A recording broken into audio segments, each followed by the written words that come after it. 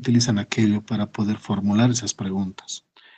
Pasa que en el examen directamente podrían preguntarte acerca de la esclavitud y tú tendrás que responder, porque más adelante vamos a seguir hablando de la esclavitud, que es, en resumidas cuentas, esta figura.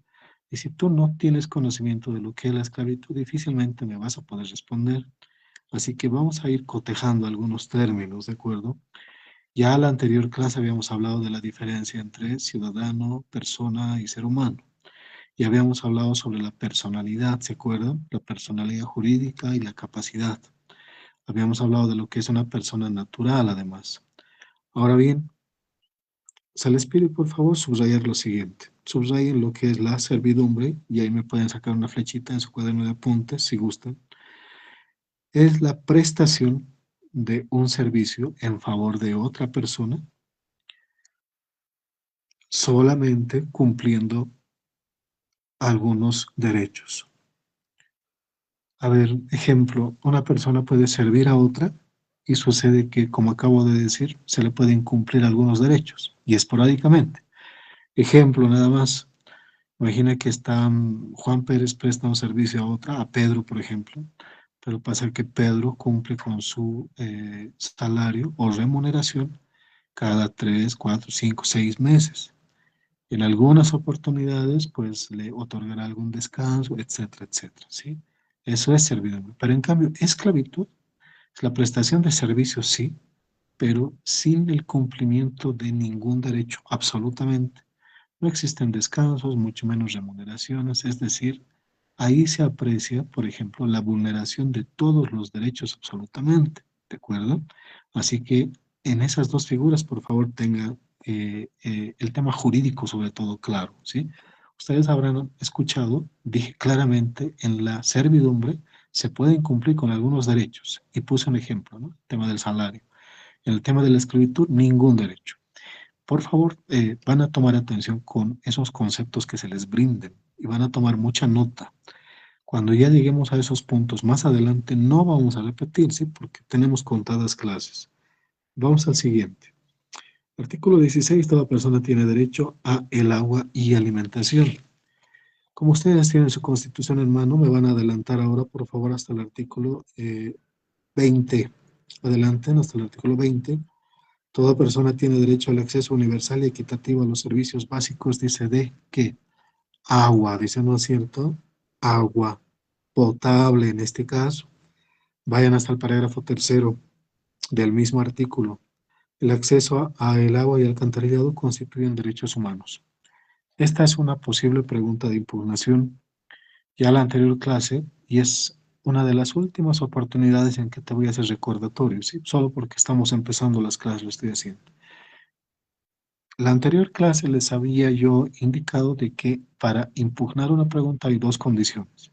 Que la pregunta no esté clara o que hayan más de una respuesta, recuerden. En este caso, existen tres respuestas. Si acaso a vos en el examen te preguntan acerca de el agua, ¿qué me vas a responder? ¿El agua es un derecho fundamental? ¿Es un derecho humano o es un servicio básico? Ahora, sabes, no son las tres, no son las tres. Escúchame, te voy a indicar lo siguiente. Dentro del artículo 16 dice, toda persona tiene derecho a el agua, ¿no es cierto? Si ustedes observan el título del artículo 16, ¿qué dice ahí arriba? Derechos fundamentales, dice, ¿verdad? Yo ya expliqué lo que es un derecho fundamental. Existe diferencia marcada con el artículo 20 que dice el agua en realidad es un servicio básico. Ojo, un derecho fundamental y un servicio básico son completamente diferentes. Pongan atención con eso. En cambio, en el artículo 20, en su parágrafo tercero, dice el acceso a el agua y alcantarillado constituyen derechos humanos. Entonces, ¿qué me responderías tú? ¿El agua se constituye entonces en un derecho fundamental, en un servicio básico o en un derecho humano? No son las tres, ese es un error, eso es un error garrafal reconocido dentro de y no lo digo yo, no es una opinión personal, lo mismo te van a decir en la facultad. Lo que pasa es de que tienes que estar atento a esas posibles preguntas de impugnación, ¿de acuerdo? Así que, mientras tanto, solo para el examen, el agua entonces tendría tres categorías. Memoriza esto. Es un derecho fundamental, es un servicio básico, es un derecho humano. ¿De acuerdo? Ahora, vuelvo a donde habíamos quedado. Atención con el artículo 17 en este caso. Toda persona tiene derecho a recibir educación en todos los niveles. Atención con esta parte. Dice, educación en todos los niveles de manera universal, productiva, gratuita. Eso no nos interesa mucho. Dice universal. ¿Qué significa universal? Es decir, a todo el universo de la población nacional, independientemente de que se tratasen de infantes, por ejemplo, con el nivel inicial, o independientemente de que se traten adultos mayores, porque todos tienen derecho a el tema de la educación, ¿sí? Entonces, memoricen eso, es universal, nada más. Dice en el artículo 18 ahora, todas las personas tienen derecho a la salud. Observen el parágrafo tercero, el segundo no nos importa, el tercero directamente. El SUS, dice, será universal, gratuito, me subrayan esto en sus constituciones, intracultural e intercultural son los más importantes. Ahora, pequeña pauta para el examen, tips si quieres, ¿sí? A ustedes que les encanta que tener ese material, ¿no es cierto? Así resumidísimo. A ver, en el parágrafo tercero, observas que dice el sistema único de salud será universal, gratuito, equitativo y acabo de hacer subrayar intra e intercultural. Los tres primeros, universal, gratuito y equitativo, se repiten en muchos otros derechos dentro de la Constitución. Tú te vas a percatar de aquello, ¿sí? Cuando lleguemos a otros derechos, te vas a percatar que también son universales, también son gratuitos, también son equitativos. Pero solamente en el tema salud y en el tema educación se denota estos dos aspectos, intracultural e intercultural, que te sirva como tips, te reitero, para el examen. Reitero, solamente para la salud y la educación, la intra y lo intercultural se repite. Cuidado con eso. Ahora explicaré un poquito, ¿sí? Antes de pasar al otro tema. Dice, el sistema único de salud será universal para todos, gratuito, se supone, ¿no? Equitativo, supuestamente la misma prestación de servicios es para Juan Pérez que como para Pedro, ¿sí? Es decir, son iguales para todos. Pero ahora acaba la explicación del por qué estos últimos son los más importantes, intracultural e intercultural. ¿Por qué? ¿A qué se deberá este tema? Sucede que cuando hablamos de la intra, ¿qué entiendes por intra? Que se introduce, sí, el tema cultural dentro de la medicina científica. Y la medicina científica se introduce dentro de la culturalidad. ¿Qué significa inter? Es un intercambio, ¿sí? Es un intercambio entre un conocimiento y otro. Te voy a graficar con un pequeño ejemplo rápido esto. Hay un solo caso reconocido dentro del sistema de salud donde se identifica este tema de la intra e interculturalidad. Sucede que en el Hospital del Norte, en la ciudad de El Alto, había sido trasladada una persona adulta mayor desde una comunidad, ya inconsciente, sí, estaba inconsciente, estar en terapia intensiva, pero logra recuperarse y despierta el señor. Y enfurecido, ¿no? Enojado porque a él no le gustaba estar en estos centros de salud, en estos hospitales, porque él creía más en el tema de sus médicos naturistas. E insiste en salir del lugar, pero se le advierte de que su vida podría correr riesgo si es que acaso le quitaban, ¿no es cierto?, todos esos implementos que tenía para preservar su salud. Entonces, ¿sabes qué se hizo? Para, con el fin de conservar su salud, su buen estado de salud, que su vida no corra riesgo, se convoca a sus médicos naturistas hasta el hospital y en el hospital ambos, bueno, el tema de los médicos profesionales y los otros, los médicos naturistas, se reúnen, ¿sí? Hay una foto ahí en el internet donde en un costado de la cama están los médicos de cabecera, los de guardapolvo, ¿no es cierto? Y a los otros, es decir, al otro lado de la cama están estos médicos naturistas y están conversando. Ahí gráficamente se explica esto de la intra e interculturalidad. Y como un dato anexo, Por si no lo sabías, hoy en día existe un viceministerio de Medicina Tradicional y Medio Ambiente.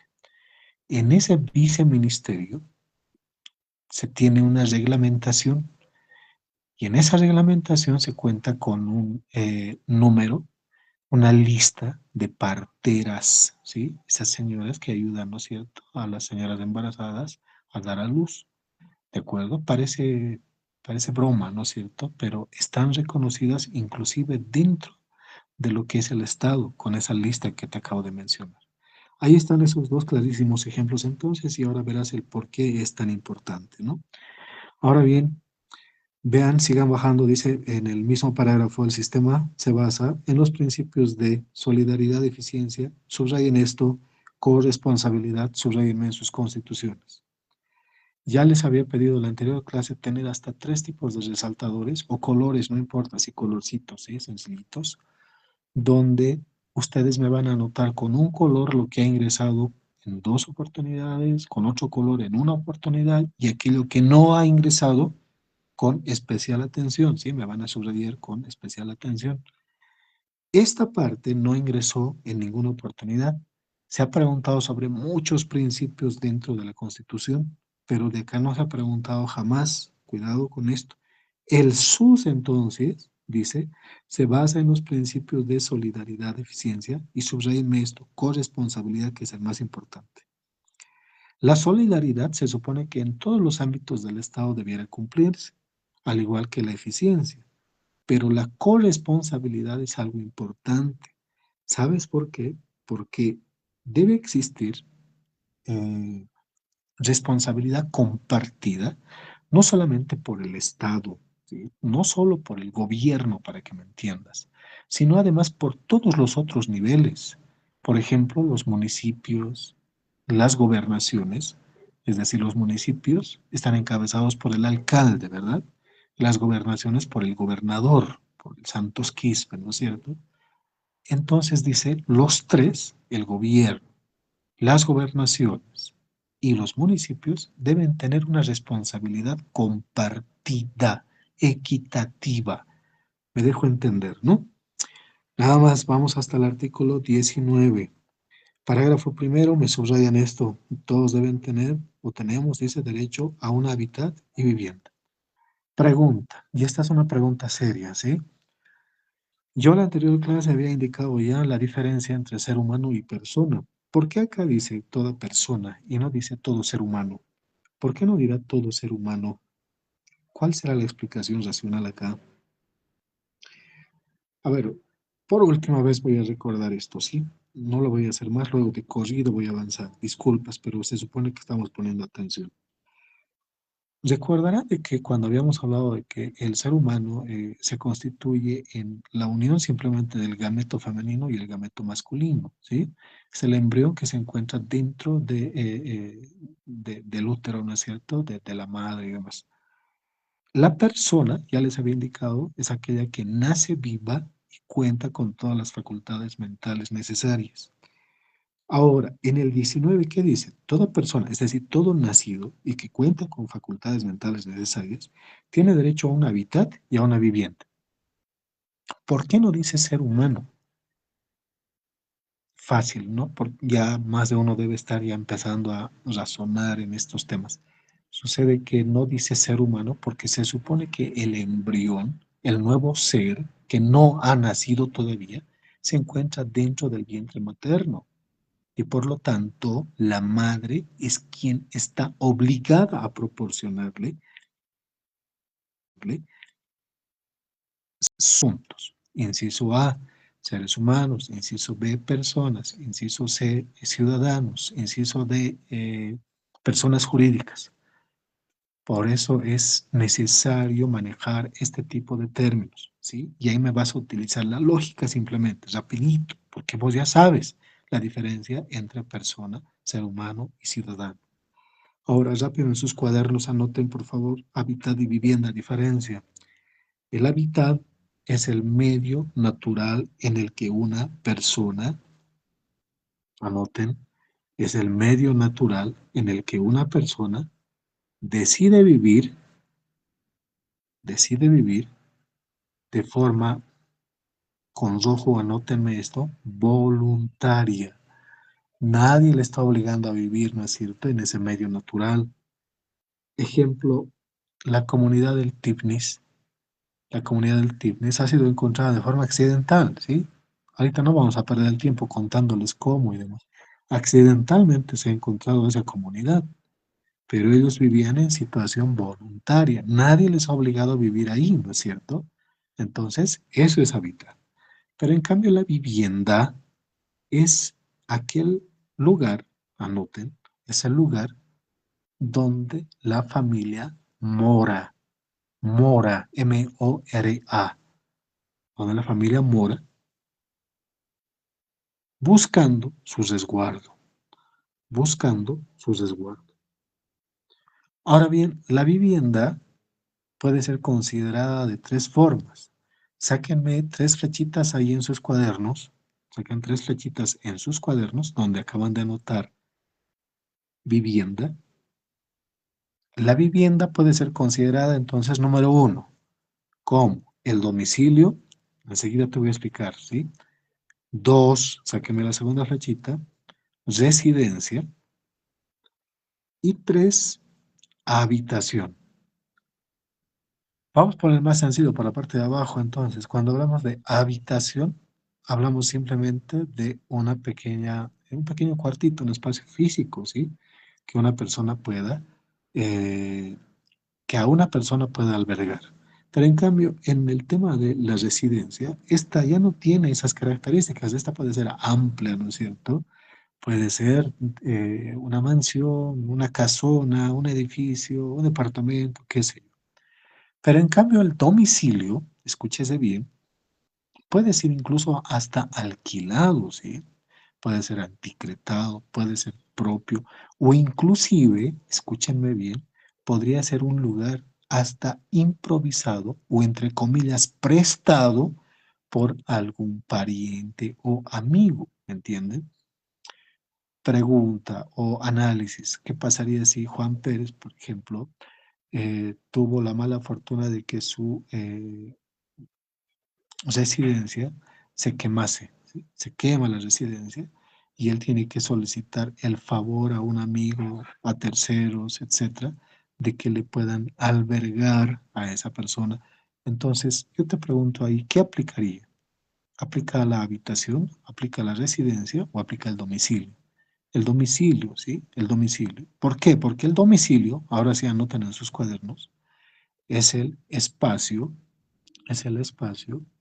Ojo, no estoy indicando que se trate de una habitación, departamento, vivienda, mansión, no, no, no.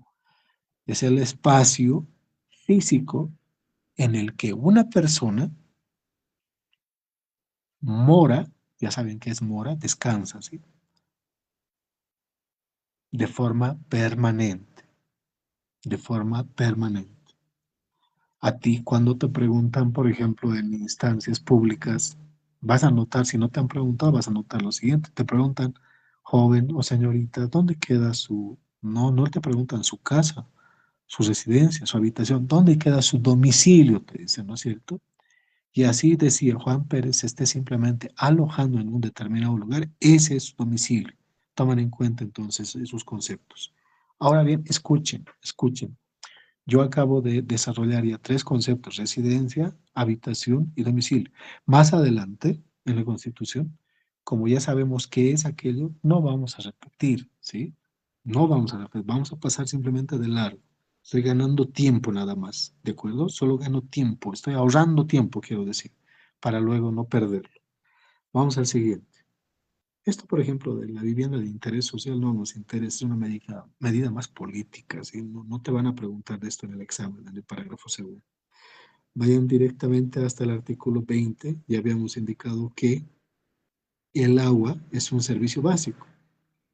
No te van a preguntar por alcantarillado, electricidad, ni gas domiciliario, ni postal.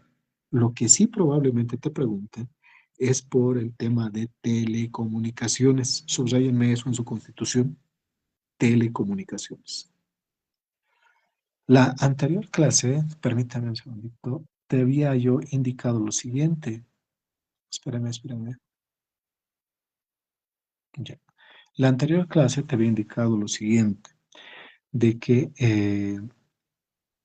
en el tema de, espérame un ratito, los conceptos, es decir, te había indicado de que la Constitución, por ejemplo, en los recursos naturales, te dije, ¿te acuerdas? Cuando habla de recursos energéticos, en realidad es un concepto, te dije, no sé si recuerdas eso. Es decir, que incluye todo lo que vaya a aparecer después, ¿te acuerdas? Y ahí te había ejemplificado el tema del uranio. Y te dije, en esa ocasión no se sabía que teníamos uranio, pero encaja perfectamente dentro de ese concepto. Lo mismo pasa acá, telecomunicaciones.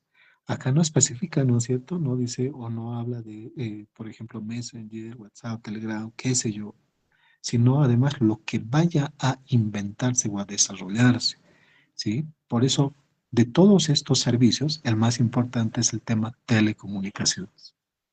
Nada más. Ahora, parágrafo segundo. Esto ya preguntaron en una ocasión. Van a tener cuidado con esto en el parágrafo segundo, ¿sí? Probablemente vuelvan a preguntar. Dice, es responsabilidad del Estado en todos los niveles de gobierno la provisión de estos servicios a través de dos puntos. Yo les sugiero aquí en sus propias constituciones anoten numeral uno, anoten ahí dentro de su constitución.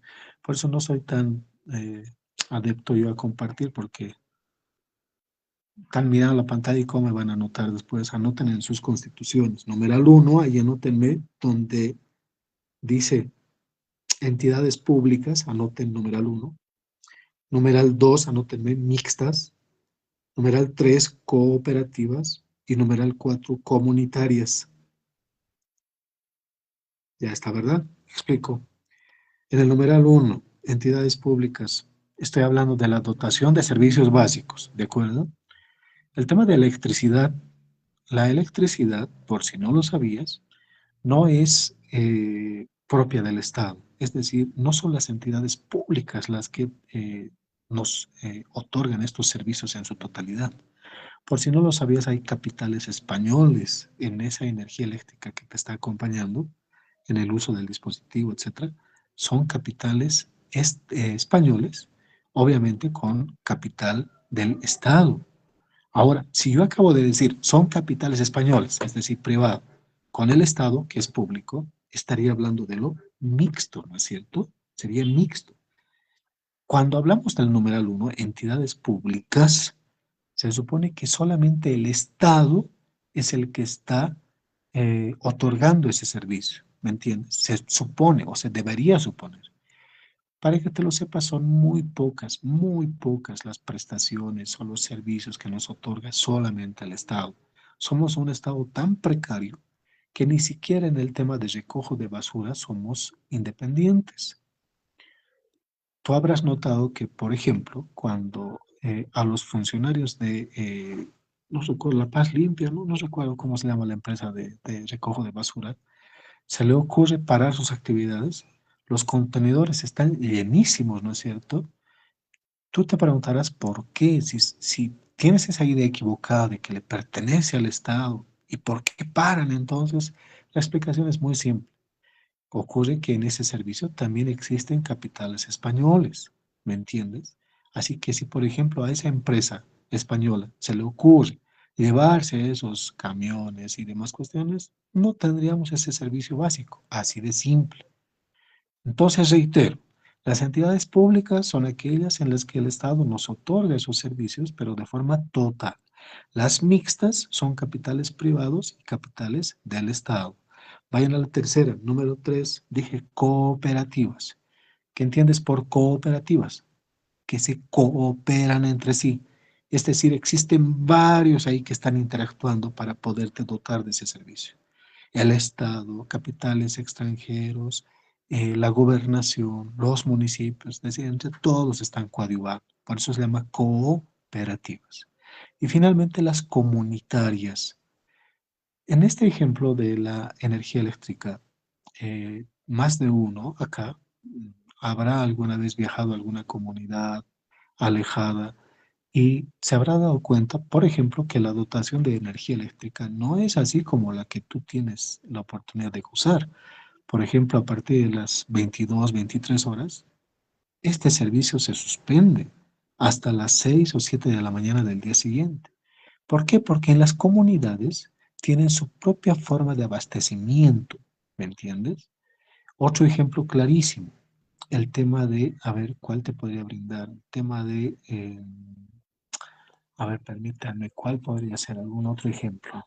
Ah, ya, las telecomunicaciones hablaremos, porque sabes que las telecomunicaciones también son servicios básicos. A ver, yo, por ejemplo, cuando viajo hasta provincia, alguna vez existe algún juicio por ahí, por Achacachi, provincia, o Masuyos, o en Copacabana, ¿sí? En provincia de Mancocapa. A medida que vas recorriendo esa carretera, tú enciendes tu radio y a medida que vas adentrándote en cada comunidad tiene su propia estación de radio, sus propias estaciones de radio, ¿sí? Entonces, dicho en otras palabras, las comunidades pueden dotarse también de sus propios servicios, ¿de acuerdo? Para resumir, son cuatro los tipos de prestaciones de servicios básicos, ¿de acuerdo? Ya les hice enumerar, no vamos a repetir. Mucho cuidado con eso, puede ser pregunta de examen, reitero. Vamos al siguiente.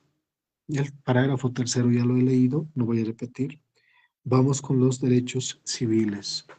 Ahora bien, escuchen, por favor. La anterior clase les dije, mucho cuidado con los títulos, ¿recuerdan? Acá que dice derechos civiles. ¿Qué entiendes tú por el derecho civil? ¿Qué entiendes por un civil? ¿Alguna vez has escuchado de que cuando un policía o un militar se quita el uniforme, dice, ah, está de civil, dicen, ¿no es cierto? Entonces se entiende por derechos civiles a aquellos que se les reconoce absolutamente a todos. No hay distinción alguna, ¿me entiendes? Son derechos reconocidos en favor de todos entonces. Ahora, vamos, dice, por eso dice acá, en el numeral 21, por eso dice las y los bolivianos, dicen, ¿no es cierto? Es decir, para todos te acabo de decir, ¿no? Hace un rato. Acá yo no estoy hablando de personas, ya sabes qué es. Yo no estoy hablando de seres humanos, también lo sabes. No estoy hablando de ciudadanos. Acá estoy hablando de las y los bolivianos. ¿De acuerdo? Dice, tienen los siguientes derechos. Numeral uno, a la autoidentificación cultural. Esto no te van a preguntar. En el numeral 2, libertad de pensamiento, espiritualidad, religión y culto. En la primera clase les había mencionado que en referencia a la religión, esta constitución en 7 oportunidades habla de lo que es la religión. En 7 oportunidades. En 7. A ver, lea nuevamente. ¿Qué dice acá? Dice libertad de pensamiento, espiritualidad, religión y culto. Todas las comunidades indígenas, las 36 que habíamos mencionado, y en realidad todas las que puedan existir, ¿no? Tienen libertad de pensar como así lo prefieran. Tienen libertad, dice, de poder espirituar. ¿Qué significa eso? Es decir, creer en aquello que no se pueda tocar, pero que en realidad forma parte de su esencia cósmica, ¿sí? Es decir, ellos creen, ¿no es cierto?, de acuerdo a su cosmología, cosmovisión se llama eso. Y finalmente, culto, dice. ¿Qué significa culto? Adorar, entre comillas, ¿no es cierto? Adorar, pedir, rogar a una deidad a la que ellos consideren. Entonces, esta parte no parece ser importante, pero lo es. Mucho cuidado me van a tener con esto de la religión y el orden también. ¿Sí? Dice pensamiento, espiritualidad, religión y culto. Nada más. 4. A la libertad de reunión y asociación. En sus cuadernos de apuntes. Subrayen esto de reunión y asociación primero en sus constituciones. Ahora en el cuaderno de apuntes anótenme qué es la reunión y asociación. Diferencia. Para empezar, son similares en algo. Ambas me reúnen a una gran cantidad de personas. Sin embargo, la reunión, saquen una flechita o anoten, es una gran cantidad de personas, pero que piensan de forma diferente, diferente. El estadio, por ejemplo, cuando hay un clásico, todos nos reunimos, ¿no es cierto? ¿Por qué? Porque pensamos diferente. Pero en cambio, la asociación sí pensamos de forma similar, ¿de acuerdo? Por eso nos asociamos. Bueno, diga Isabel.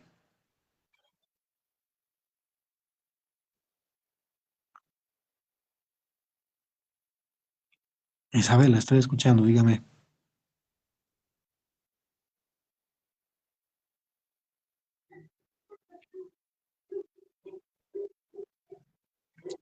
Ya, continúo entonces.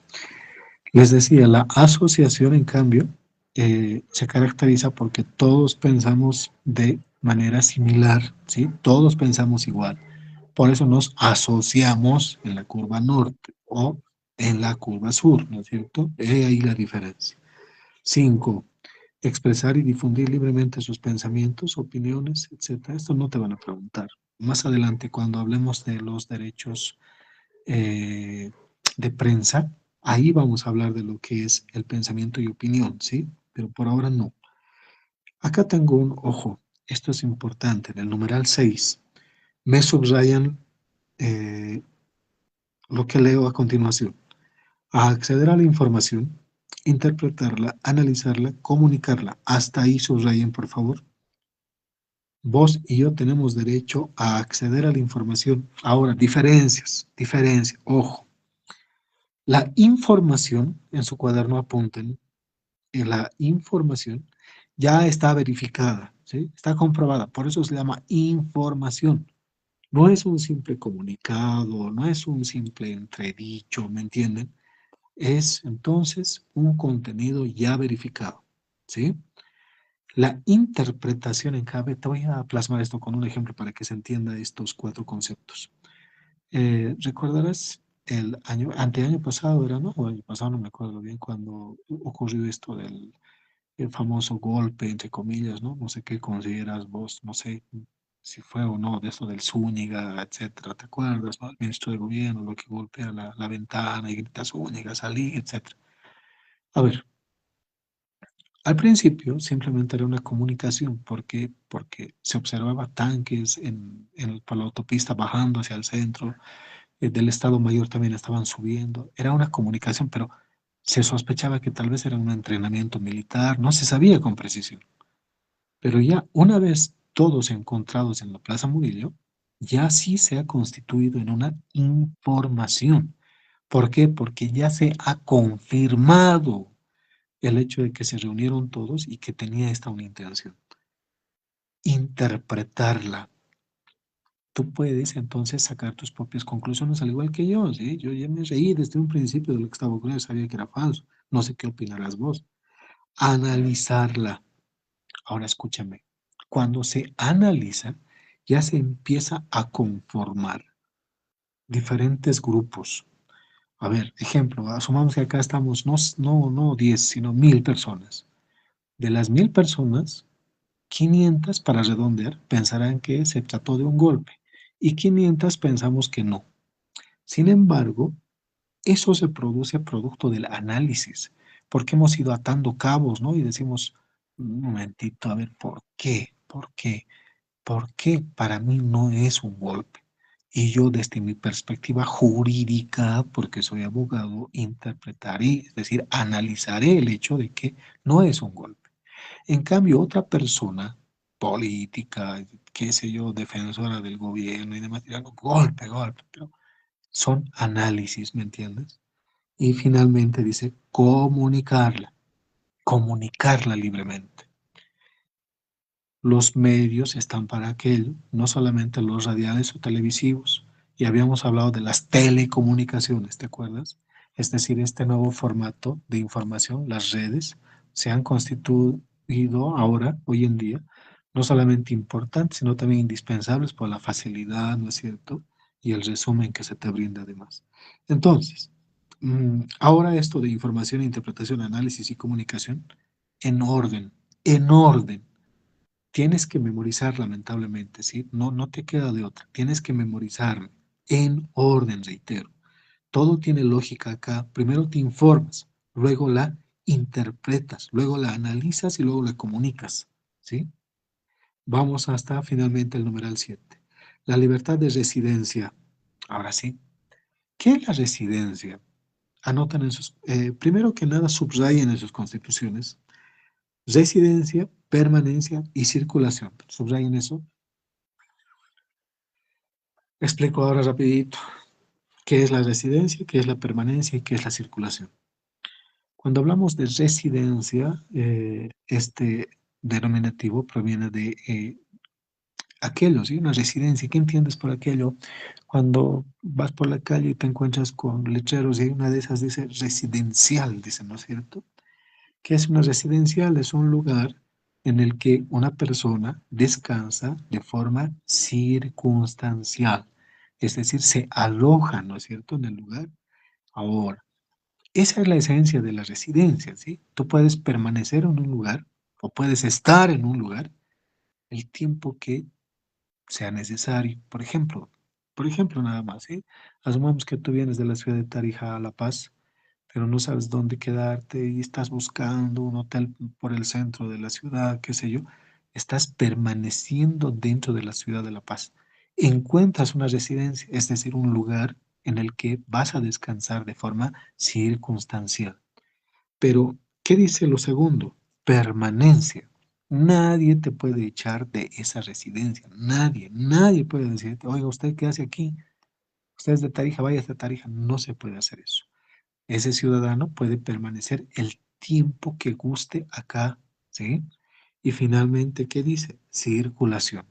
Puede transitar libremente por la ciudad de La Paz, al igual que si a esta hora, por ejemplo, está en La Paz y a las 11 de la noche, 23 horas, tiene su vuelo hasta la ciudad de Tarija, lo puede hacer. Y si mañana se le ocurre viajar hasta la ciudad de Santa Cruz, puede hacer, es decir, está circulando. Entonces, nuevamente acá, de memoria. Primero, residencia, permanencia y circulación. Ese es el orden, ¿de acuerdo? Ahora, como a ustedes les encanta esto de tener eh, posibles ahí materiales y ideas que les puedan servir, ojo con el numeral 6 y el numeral 7. Nada más eso te digo. Listo, vamos al siguiente. Artículo 23, no, 22, perdón. La dignidad y la libertad son inviolables. Acá no parece ser tan importante, pero sí lo es. Sabes, en el anterior examen se ha pedido leer lo que es la Declaración Universal de los Derechos Humanos. En esa declaración sucede de que la dignidad y la libertad, pero están plenamente garantizadas. La dignidad debe entenderse como aquella figura por la cual ninguna persona puede mellar a otra, ¿sí? Es decir, no puede indignarla, no puede bajo ningún motivo faltarle el honor, su dignidad, honra, reputación, imagen. Luego vamos a hablar de eso, ¿sí? Es decir, no la puede afectar de ninguna manera, para que me entiendas.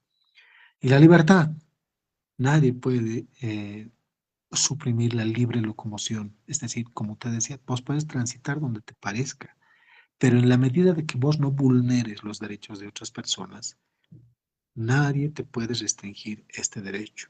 ¿De acuerdo?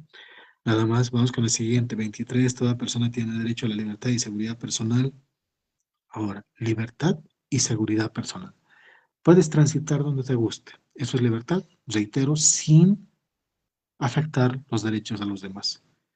Y seguridad personal, ¿qué se entiende por aquello? Una persona no debe ser agredida bajo ninguna naturaleza. ¿Qué entiendes vos por tu seguridad? ¿Qué entiendes vos por tu seguridad? Obviamente que se te resguarde lo físico, sí, pero no solo eso. El celular que tú portas en tu cartera o en tu bolsillo también son efectos de seguridad porque nadie te los puede robar. Si alguien nos insultase, faltase el respeto, nos vulnerase la reputación, que también nos está afectando el tema de la seguridad, ¿me entienden? Es decir, la seguridad debe entenderse de esa manera, en todos esos sentidos. Ahora bien, dice en el parágrafo segundo, terminaremos de leer el parágrafo primero, ¿sí? Dice, la libertad personal solo puede ser restringida en los límites señalados por la ley.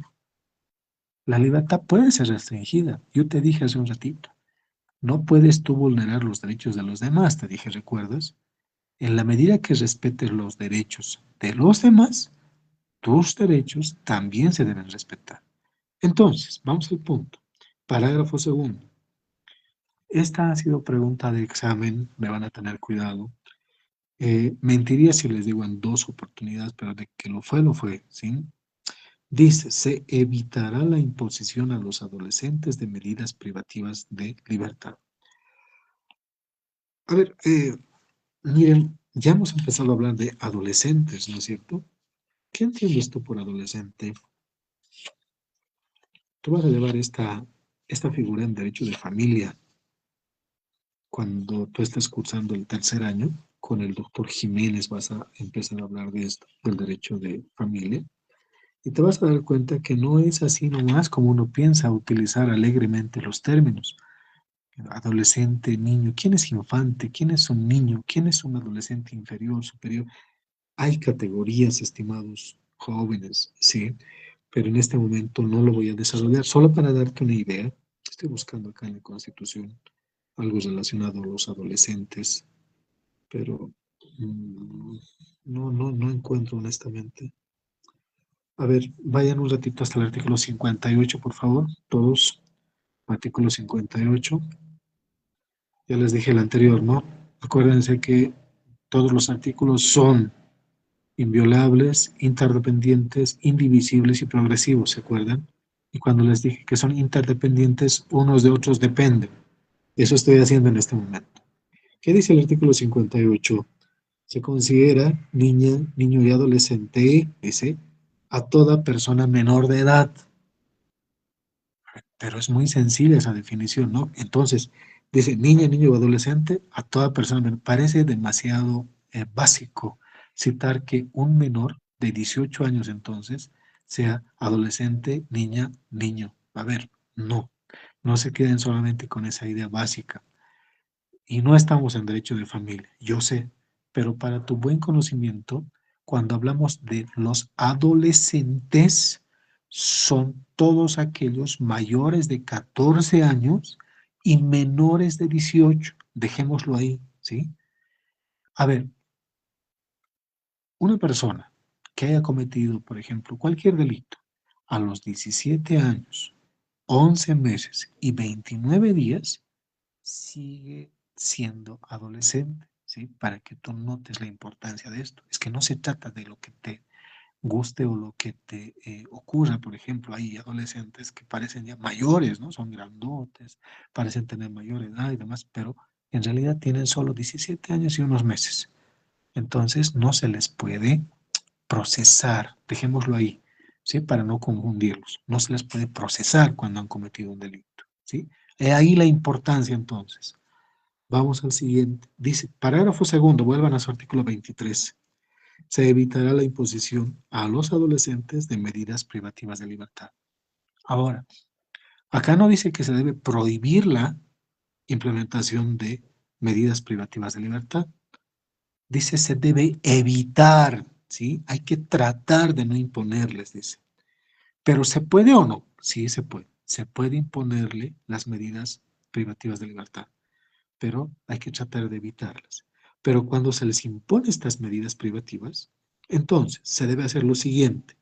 En sus constituciones, anótenme numerales ahí. Dice, recibirá atención preferente por parte de, colóquenme en numeral uno, autoridades judiciales. Anoten numeral uno, autoridades judiciales. Numeral 2, administrativas. Y numeral 3, policiales. Entonces, cuando hablamos de autoridades judiciales, los jueces. Administrativos, ¿acaso cuando estamos en el juzgado, cuando tú has ido al juzgado alguna vez o estás de pasada, solamente trabajan jueces ahí? Te pregunto. Existe personal, ¿no es cierto? De limpieza, los que reciben los timbres, los de seguridad, etcétera, etcétera, ¿sí? Y policía les dice, los policías son los que usualmente mellan estos derechos, ¿sí? No les voy a brindar ejemplos y demás, no viene al caso, pero los policías son quienes generalmente violentan estos derechos. Vamos hasta más abajo, dice, estas deberán asegurar en todo momento el respeto a su dignidad, dice, ¿no es cierto? Dignidad, subrayenme dignidad, en sus constituciones subrayen dignidad, y subrayen reserva de identidad, dignidad y reserva de identidad. A ver, contra un adolescente entonces, nada que vaya en contra de su dignidad se puede hacer. No voy a citar ejemplos en este momento por obvias razones, ¿sí? Pero, ¿qué entiendes por reserva de identidad? Escúchame nada más. Su nombre, su imagen, no pueden ser develadas, no pueden ser ahí publicadas para dejarme entender. ¿Sabes? Clara prueba de esto, ejemplo nada más te doy, te vas a percatar de algo. Ya te dije en la anterior clase, empezaba a ver noticias. Te vas a dar cuenta, por ejemplo, que en el noticiero de la mañana o en el del mediodía, a veces, en muchas ocasiones, no solamente a veces, se expone a menores de edad y muestran su foto o un video donde muestran ahí a una niña, un niño llorando, ¿no es cierto? Pero por la noche ya se han dado cuenta de ese tremendo error y difuminan su carita, ¿sí? Ya no se ve su carita, te vas a dar cuenta de eso. A eso se llama entonces reserva de identidad. Es decir, cuando un adolescente es privado de su libertad, no se puede entonces mostrar o develar su nombre, ni mucho menos su imagen, es decir, su rostro. ¿De acuerdo, no? A ver, solo para estar seguro de que me están atendiendo y que sobre todo están subrayando y están colocando los numerales que les estoy pidiendo, por favor, tengan la bondad de levantar su manito si es que están haciendo lo que les estoy pidiendo, por favor.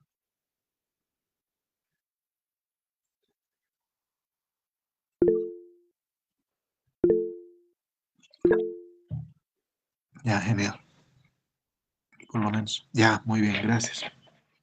Ya, está muy bien. Les va a servir además.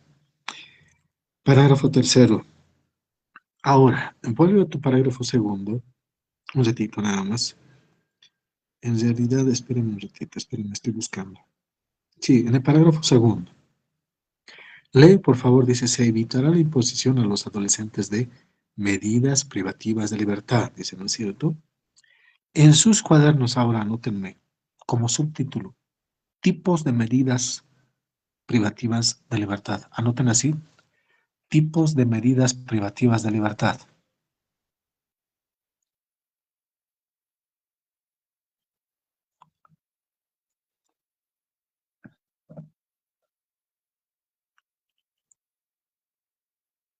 Ya está, ¿verdad?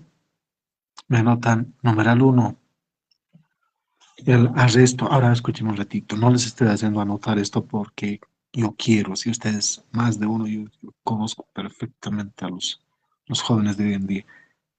Todo lo que vaya a conversar, a hacer anotar en las clases, todo absolutamente está dentro de la Constitución.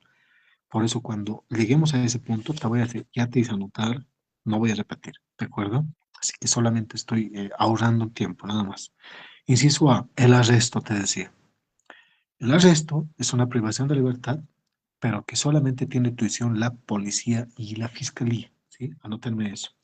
¿Quiénes pueden arrestar, en otras palabras? La policía y la fiscalía.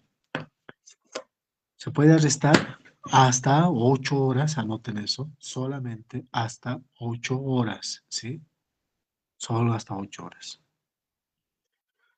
Inciso B, la aprehensión. Inciso B, la aprehensión con H intermedia y S. La puede ordenar el fiscal y el juez.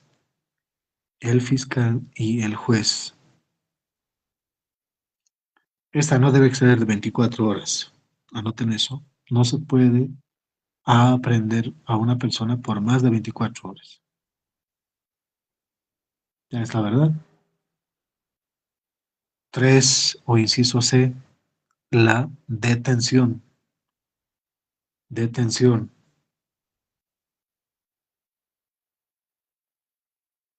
Acá solamente tienen tuición los jueces.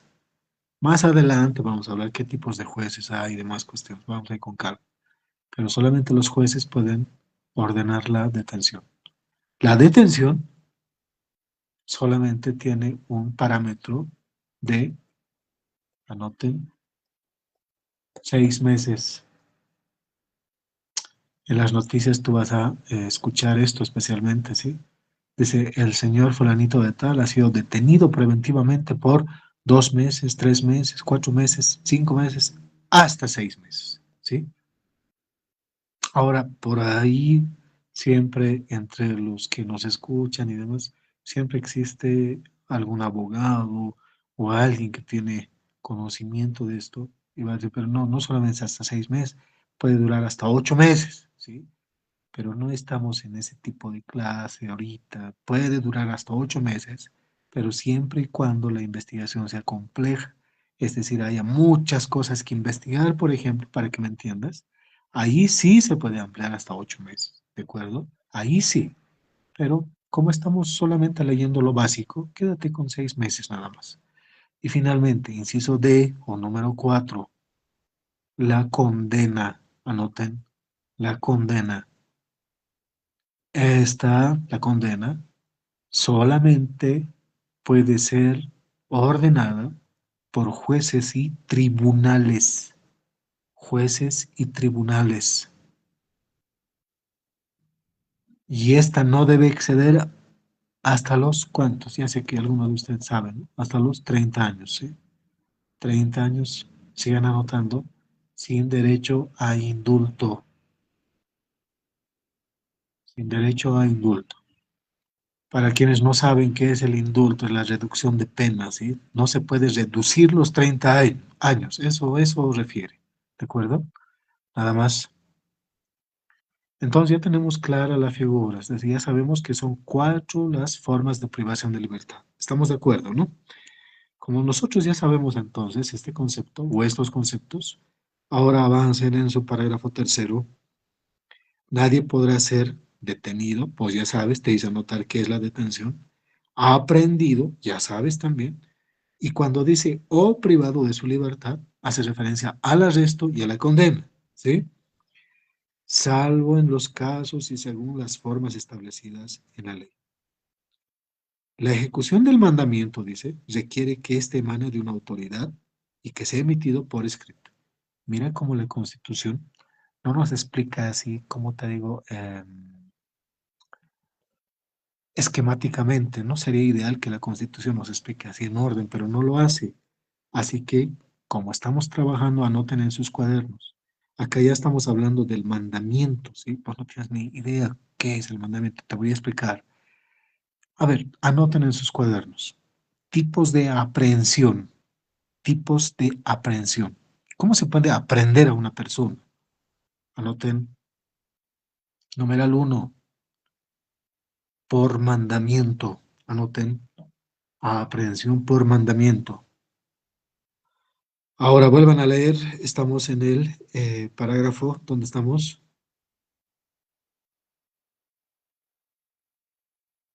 En el parágrafo tercero estamos, ¿no? Ahí está, en la última parte. La ejecución del mandamiento requiere que éste emane de una autoridad competente y que sea emitido por escrito, dice. Entonces, la primera forma de aprehensión decía es por mandamiento. El mandamiento es una hojita, ¿sí? Es una hojita, dice mandamiento de aprehensiones. Y ese mandamiento está firmado por una autoridad competente, es decir, está firmado por un juez, ya les había dicho eso, o por un fiscal. Revisen sus apuntes. ¿Qué más dice? Debe ser emitido por escrito. Sí, por escrito necesariamente. Como en las películas, ¿sí? Señor Juan Pérez, sí, soy yo. Ya, le muestran el mandamiento. Y esto hace la policía. Ya, usted queda aprendido por orden del fiscal Juan Pérez. Por favor, nos tiene que acompañar hasta dependencia del FELCE. ¿Por qué? No, no hay pero que vale. No, es un mandamiento de aprehensión, por favor, acompáñanos. Y si no quiere, se puede incluso hasta utilizar la fuerza. ¿De acuerdo? Ya, ese es o esa es la primera forma. ¿Cuál es la segunda? Anoten por particulares.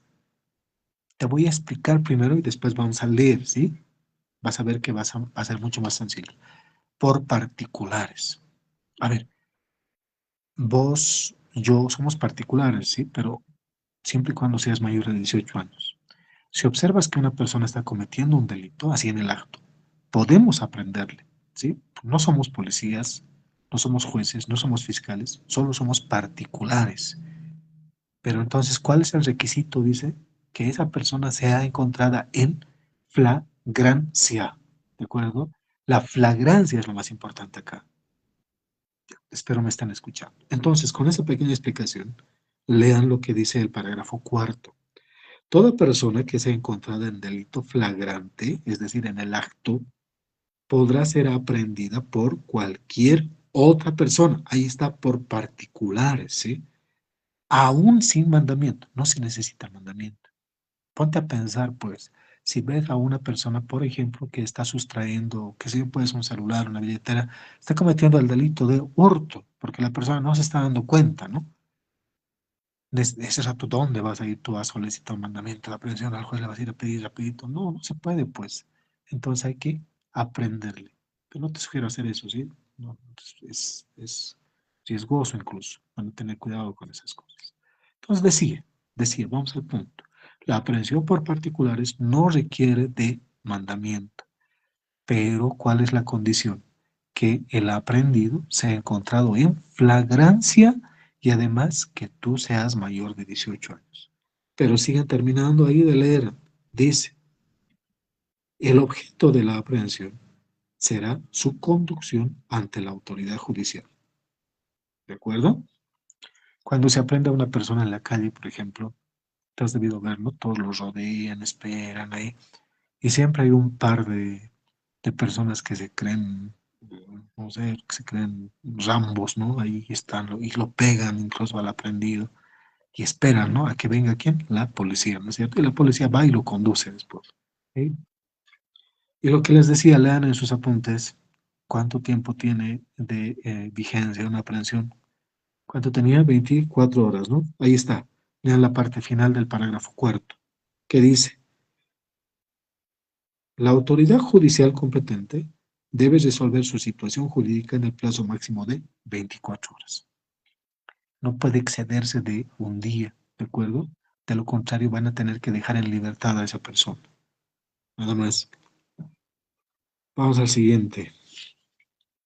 Ya, esto solamente como accesorio, ¿de acuerdo? No, no nos interesa mucho para el examen. ¿Qué dice en el parágrafo quinto? En el momento en que una persona sea privada de su libertad, será informada de los motivos por los cuales se procede a su detención. ¿Sabes? Cuando se le pregunta a Juan Pérez, dice, Juan Pérez, sí, soy yo. Usted tiene un mandamiento de aprehensión emitido por el fiscal Juan Pérez. Ahí está, le están dando una información. Hay un mandamiento, le están indicando en su contra. ¿Quién lo ha emitido? Un fiscal. Ya le están informando, ¿me entiendes? Ahí está el contenido del parágrafo quinto. El parágrafo sexto. Los responsables de los centros de reclusión. No, esto ya no nos importa, ¿sí? Deben llevar adelante el registro, dice, ¿no? Pero obviamente, pues se tiene que llevar el registro de las personas privadas de libertad. Imagínate que están entrando a diestra y siniestra, ¿no? Eso no se puede hacer. Para el examen, entonces, me toman en cuenta, dentro del artículo 23, me van a tomar en cuenta el parágrafo segundo especialmente. Qué pena por esas personas que se abandonan la llamada, luego regresan y demás. No voy a repetir lo que estoy a punto de señalar, ¿sí? Como posibles preguntas, reitero, parágrafo segundo. Me van a subrayar el tema este de quiénes tienen que brindar la atención preferente y el respeto a la dignidad y reserva de identidad. Ya expliqué.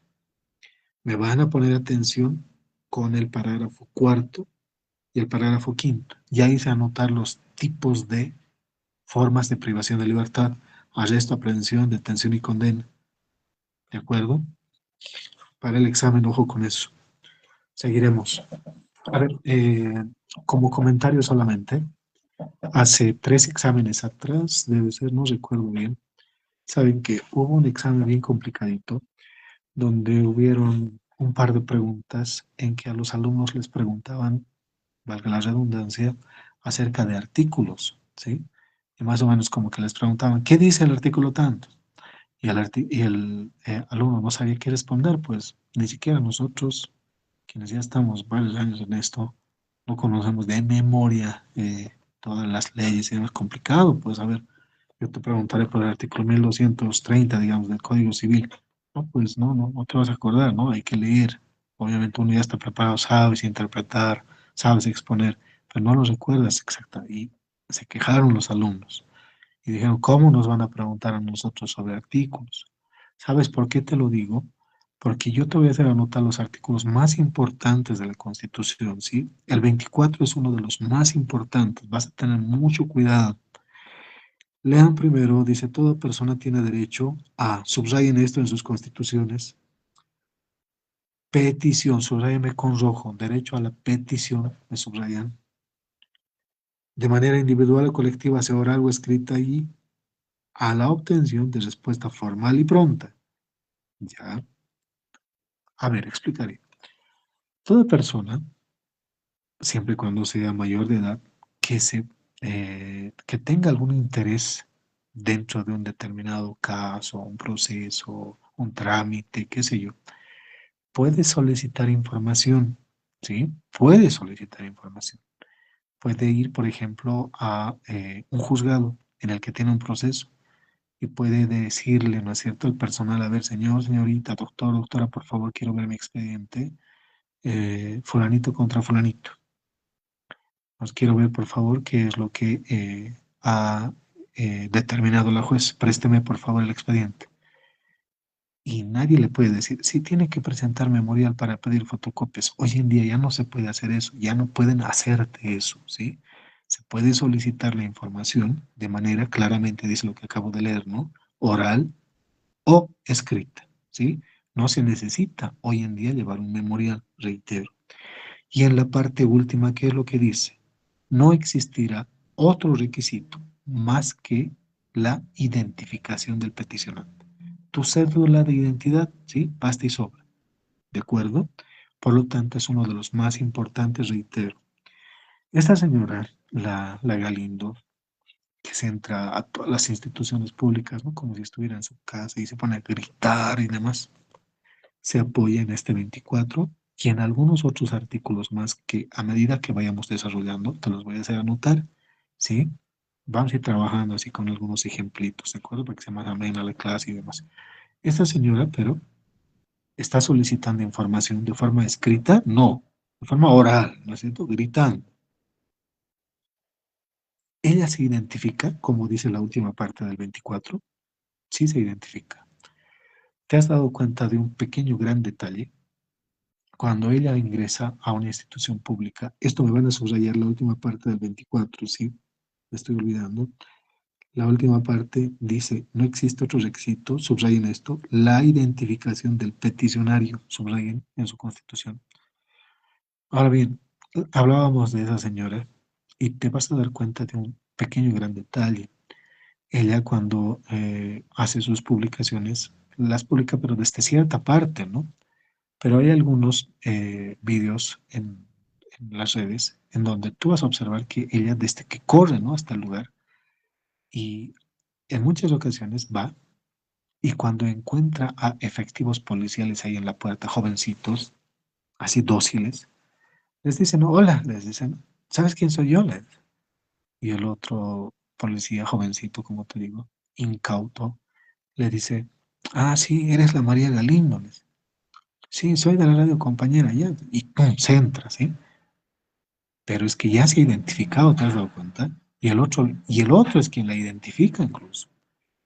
Pero en cambio, ¿qué pasaría si se entrevista con un policía más sabueso y le podrá hacer lo mismo? Hola, ¿sabes quién soy yo? No, aunque sepa, ese policía ya con experiencia le diría, no, no, no sé quién es usted, por favor respete la puerta, así que si quiere usted ingresar, hágalo por medios regulares. Solicite una cita o entrevista. Por eso te has dado cuenta que cuando la Galindo encuentra a un personal así que es experimentado, ella prefiere correr, ¿no es cierto? Y evade la puerta. Te vas a percatar de eso, ¿sí? Por eso, en resumidas cuentas, el 24 es uno de los más importantes de toda la Constitución. Mucho cuidado con eso, ya les advertí. Vamos con el 25. Toda persona tiene derecho a la inviolabilidad de su domicilio. Ya expliqué lo que es el domicilio ampliamente. Y subrayen esto, sobre todo, al secreto de las comunicaciones privadas.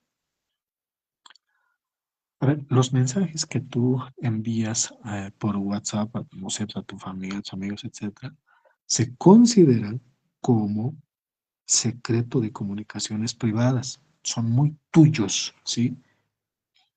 Y estos no pueden ser develados, nadie te los puede interrumpir. Vamos a leer ahora a continuación con el parágrafo segundo que dice, son inviolables la correspondencia, papeles privados, manifestaciones privadas, contenidas, perdón, en cualquier soporte. Te está describiendo dónde pueden estar esas conversaciones privadas. Inclusive toma en cuenta lo que dice en la última parte, por cualquier soporte. Cuando dice por cualquier soporte, te está indicando que esa comunicación puede ser por medios digitales, electrónicos, magnéticos, documentales, qué sé yo, ¿sí? Y lo que vaya a surgir después. No interesa, así sea en un flash memory, en un CD, en un WhatsApp, lo que tú gustes, es inviolable, ¿de acuerdo?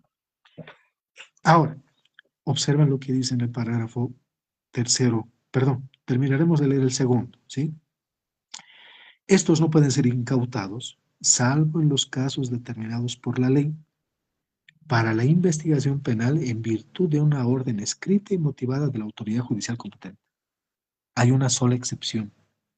Si Juan Pérez, por ejemplo, como ocurrió en un caso de una señorita que hasta la fecha no aparece hace más de un año atrás, ¿cierto?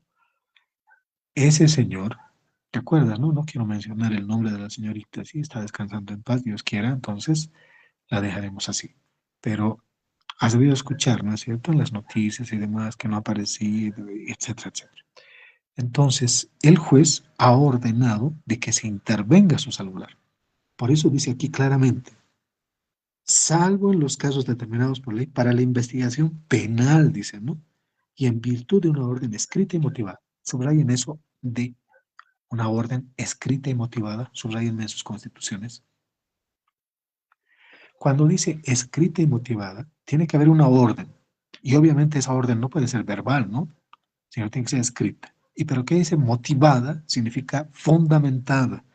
Es decir, el juez va a fundamentar y diga, a efectos de la investigación del presente caso se autoriza al fiscal a que se proceda a la incautación del celular detallado con la marca tantos, tantos, con número de email tantos, tantos, y por los efectivos de, el sistema computacional de la FELC, procédase al desdoblamiento de todas las conversaciones efectuadas entre el señor fulano de tal y la señorita fulana de tal, debiéndose detallar las horas y fechas precisas. Además, se obtenga cuanta información sea relevante en cuanto a fotografías, capturas, etcétera, etcétera. ¿Te has dado cuenta? Está motivando. Por eso te estoy haciendo subrayar eso, ¿de acuerdo? Nada más. Vamos con el parágrafo tercero. Y estos últimos dos no van a entrar, ¿sí? No hay forma de hacer una pregunta, pero solo quiero complementar. Lean facilito es. Ni la autoridad pública, ni persona, ni organismo alguno pueden interceptar conversaciones. Nadie puede, ¿sí? Ahora, yo alguna vez escuché a un par de abogados tiktokeros donde, mm, no sé, con el afán de hacer chiste, supongo, pero dicen, ¿puede tu pareja quitarte el celular? Dicen, ¿no? Y ver tus conversaciones de WhatsApp. Esto es ilegal. Y se ponen a leer esta partecita. Se puede, no se puede, ¿sí? Vuélvame a leer ese parágrafo tercero. Dice, ni la autoridad pública, ni persona, dice, ¿no? Nadie puede interceptar conversaciones privadas, ¿de acuerdo? Finalmente, el parágrafo cuarto dice, la información y prueba obtenida con violación de correspondencia y comunicaciones en cualquiera de sus formas no produce ningún efecto legal, ¿sí? No hay efecto legal que valga. Por eso, cuando finalizo con esto, cuando en algún medio televisivo tú observas capturas y, por ejemplo, dice, ¿no? Cualquier medio, Unitel, Red 1, RTP, lo que se nos ocurre, ha tenido acceso a la siguiente conversación, dice, y les detallamos a continuación, dice, ¿no? Y van leyendo todas las conversaciones. Son tonterías, discúlpenme, porque esas capturas no han sido obtenidas por una orden judicial, ¿verdad? Uno. Dos, ustedes saben mejor que yo que hoy en día existen ya hasta programas con los cuales se puede diseñar este tipo de conversaciones. Y nadie se percata si son reales o falsas. Me he dejado entender, ¿no? En el artículo 25, entonces, atención con eso, la inviolabilidad del domicilio Y con rojo te dije el secreto de las comunicaciones. Este secreto de las comunicaciones está contemplado entonces en lo que les mencionaba, papeles privados, soportes, dice, ¿no es cierto? O en cualquier otro medio. Y además, finalmente, si se quiere acceder a estas conversaciones, debe ser entonces mediante una orden escrita por un juez y además debe ser motivada. Eso te dice subrayar. Y finalmente, si no hay esa orden, nadie puede interceptar las comunicaciones y no tiene ningún efecto legal si es que las intercepta. ¿De acuerdo? Nada más. Estoy seguro que para quien o quienes me están poniendo atención, está bonita la clase, ¿se han dado cuenta? Si tienes pasta, yo te digo algo, escúchame una pequeña recomendación. Esta constitución no solamente te habla de esto, ¿sí? De la materia penal, pero después vamos a hablar un poquito de familia, después vamos a hablar otro poco de derecho de trabajo, después vamos a hablar de cómo se realiza el procedimiento legislativo para quienes les interese trabajar dentro del Estado, después vamos a hablar un poco del derecho internacional, etcétera, etcétera. Pero ya les recomiendo algo, y esto sobre todo para quienes logran ingresar de este primer año, trata ya de apasionarte por una rama del derecho. Si te interesa más o menos, si un poco te llama la atención penal, perfecto. Ve especializándote en el área penal. Si no te gusta de pronto estas cosas, te pone nervioso, te asusta, qué sé yo. Cuando lleguemos al derecho de familia, interiorizate. Entonces, ahí ve decidiendo poquito a poco, ¿sí? No me quiero aventurar, no estamos todavía en tercer año, pero sabes, lo que no te dicen es de que en primer y segundo año está la clave, ¿sí? Ahí tienes tú que apasionarte por una rama del derecho, porque luego vas a querer cambiar en tercer año de especialización y no vas a poder, ¿sí? No vas a perder el tiempo o por no perder tiempo te vas a especializar en materias que no te gustan, etcétera. Por eso te lo recomiendo, ¿sí? Seguiremos. Vamos con les pediré algo, por favor. Un minutito, por favor, para refrescar garganta, ¿sí? Un minuto nada más. No me voy a exceder. Un minuto.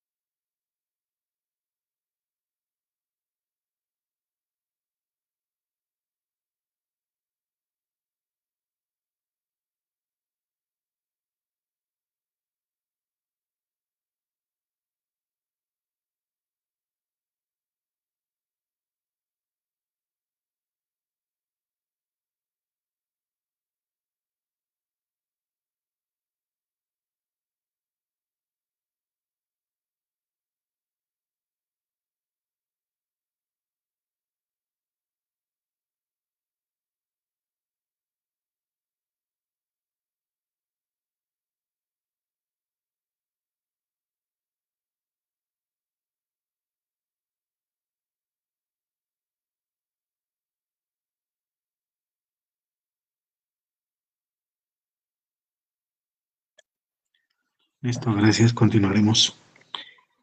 Ingresamos ahora a los derechos políticos. Van a siempre poner atención en el título, ¿de acuerdo? Vamos con el 26. Dice, todas las y los ciudadanos, recordándoles que los ciudadanos son aquellos mayores de 18 años. ¿Se acuerdan, no? Tienen derecho a participar libremente en, subrayen esto en sus constituciones, formación, ejercicio y control del poder político. Ahora explico y luego van a anotarme, por favor. Formación, ejercicio y control. Escúchanme, sano consejo que les brindo, dado que hemos recientemente acudido a las urnas. Esta parte de los derechos políticos te van a preguntar, ¿sí? Te van a preguntar. Dice formación, ejercicio y control. ¿En qué consistirá la formación? Solo escuchen para que se entienda, ¿sí? A ver, para que, supongo, la mayoría de ustedes, todos me imagino que son mayores de 18 años, quizás alguno ha ido a votar todavía, pero cuando fueron a votar, ¿qué es votar? Votar es ejercitar tu derecho, es decir, es introducir tu decisión, ¿sí? Tu papeleta en el ánfora. Pero para poder hacer eso, perdón, se ha tenido que cumplir con una serie de pasos, ¿de acuerdo?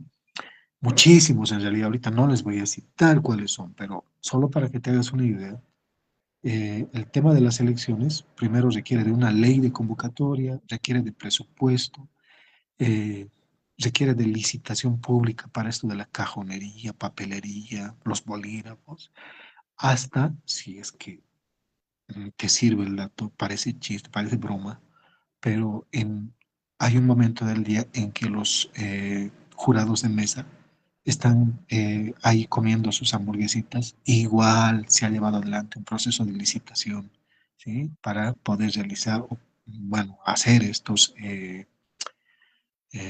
alimentos, ¿de acuerdo? Entonces es un proceso para dejarme entender. Es muchísimo más que aquello, ¿sí? Se llama a la fiscalía, se convoca a fiscales para que trabajen de turno, por ahí ocurren delitos, ¿no? La fiscalía no puede estar vacía, se convoca a la Policía Nacional, a las Fuerzas Armadas, a que coadyuven en la seguridad, por eso has visto efectivos, ¿no es cierto? Policiales y militares ahí en los establecimientos, etcétera, etcétera. Es harto lo que se hace. Entonces, formación, ejercicio. Ejercicio no es otra cosa que, anoten esto, la manifestación de la voluntad. ¿Qué es el ejercicio? Es la manifestación de la voluntad del ciudadano. Es decir, ya ha decidido por quién o a quién elegir. Entonces, ejercita ese derecho simplemente. ¿De acuerdo? Y finalmente, dice, control del poder político. ¿Te acuerdas lo que hemos hablado de la Galindo en el artículo 24? Ahora, cuando hablamos de el control del poder político, ella también está haciendo ejercicio de esta última prerrogativa, porque ella lo que está haciendo es controlar el poder político, ¿no es cierto? ¿Qué dice, sin embargo, en el 26? No dice que Juan Pérez o solo el presidente o solo los diputados o senadores, dice todos los ciudadanos tienen este derecho. Y esa señora también es una ciudadana. Lo que ocurre es de que a nosotros, a ti, a mí, etcétera, no se nos informa, ¿no es cierto? No se nos informa que teníamos esta clase de derechos. No se publicita, ¿no es cierto? No nos dan a conocer aquello. Pero como tú ya lo sabes, también puedes hacer lo mismo. Y de hecho, muchas personas están trabajando ya en este tema, ¿no? Están imitando esa conducta de nosotros, ya causan gracia también, pero están haciéndolo, ¿sí? Entonces, subráyame eso, ejercicio, formación y control del poder político, nada más. Vayan hasta la última parte. Dice, parágrafo segundo directamente, el derecho a la participación comprende la organización con fines de participación política. Sí, todos tenemos derecho a organizarnos. ¿Para qué? Para poder participar. ¿Cómo? ¿Para ser elegidos o para elegir? ¿De acuerdo? Cuando dice esto de participación política, sáquenme ahí dos flechitas y preferentes que anoten. Sáquenme dos flechitas ahí en sus propias constituciones tienen espacio y anótenme como elector o como elegible. Elector o elegible. Elector, ¿quién es? El que va a elegir, ¿no? El que va a votar. Y el elegible, aquel que quiere ser elegido. ¿De acuerdo? Nada más, vamos con el numeral 2. El sufragio mediante voto igual, universal, directo, individual, secreto, libre y obligatorio, etcétera, etcétera. No nos interesa mucho este tema, ¿sí? Las características del voto, en realidad creo que las conocemos desde el colegio. Sabemos que es secreto, sí, obvio, ¿no es cierto? Sabemos que es libre, sí, al mismo tiempo es obligatorio. ¿Por qué? Porque se te pide como requisito, ¿no es cierto?, para realizarse fundamentalmente algunos trámites bancarios, etcétera. Es igual, aquí hay polémica. Todo lo demás ya no me interesa mucho, ¿sí? El tema de universalidad, directa, individual, secreto, libre y obligatorio. Partimos por esto. ¿El voto será igualitario?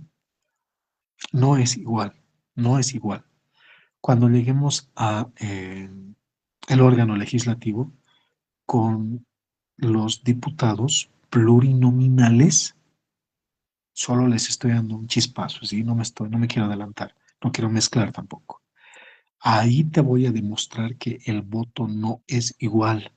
Quítate ya de la cabeza eso de que el voto es igualitario.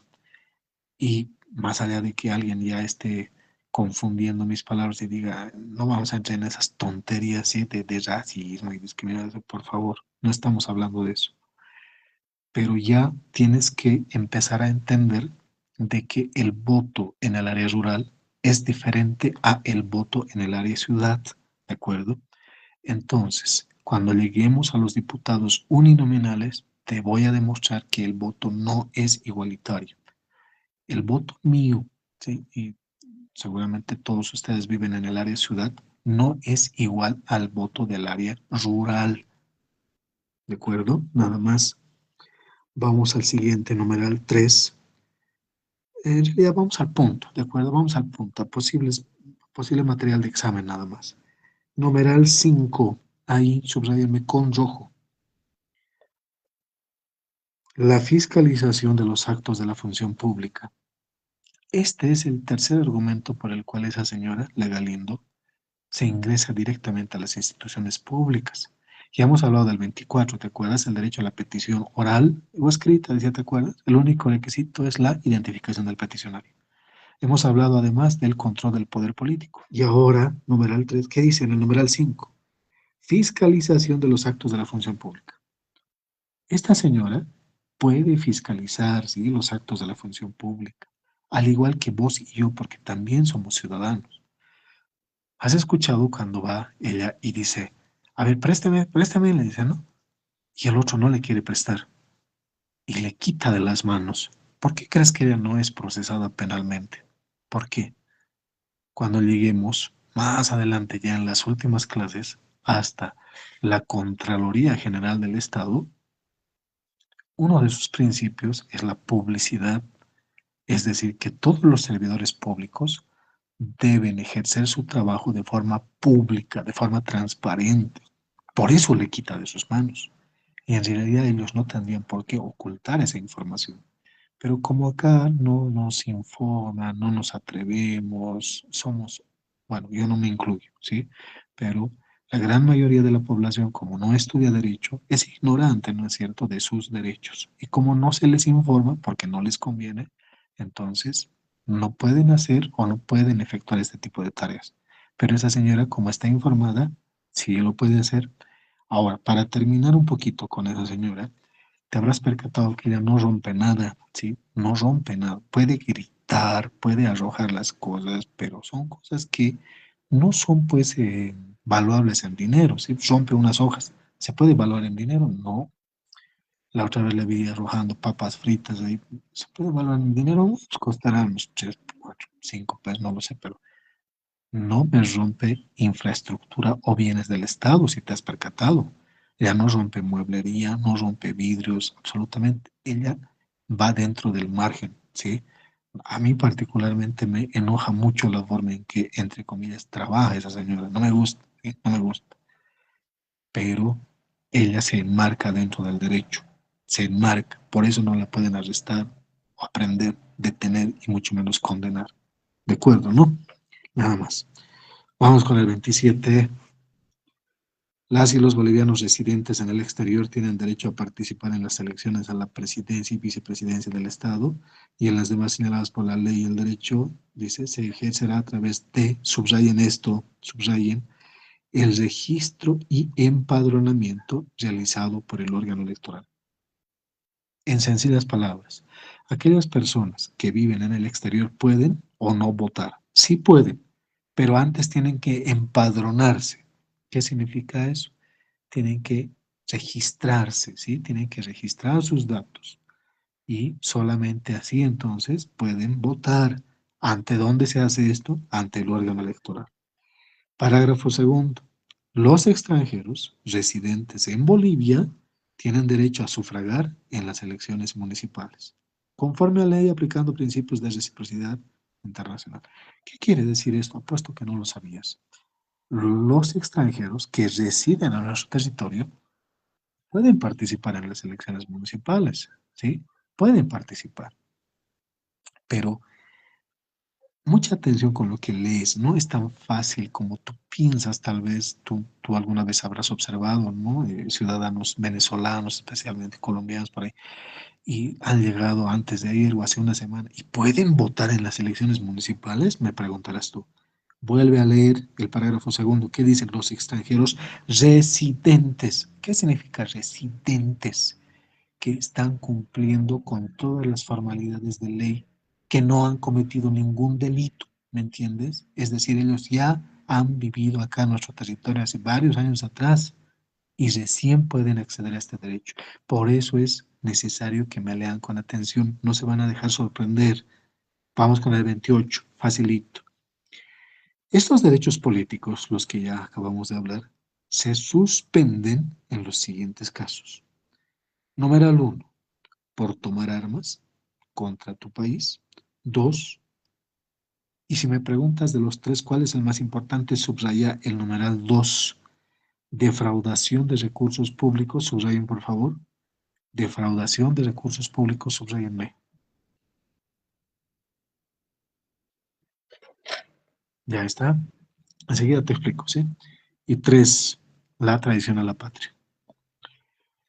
En el examen, entonces, bien pueden preguntarte, según la CPE, los derechos políticos serán suspendidos ante las siguientes causales. Dos puntos. Inciso A, se van a inventar de todo. Vos sabes que las respuestas se parecen, ¿verdad? Se parecen toditas. Si no, todos aprobarían, pues, sí, todos aprobarían el examen, pero se parecen, te decía. Entonces, o la respuesta correcta es esta, ¿no? Por tomar armas contra tu país, defraudación de recursos públicos y traición a la patria.